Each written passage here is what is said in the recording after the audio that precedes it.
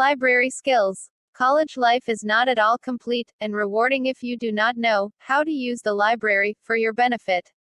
There is much more to a library than the books on the shelves. It is in the library you students discover several kinds of information needed in your daily tasks of searching for information.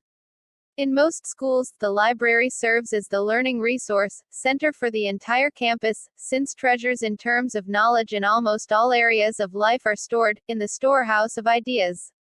You have gone to the library several times, however, you might not have realized all the resources the library has to offer, or maybe you are unsure of how to locate them.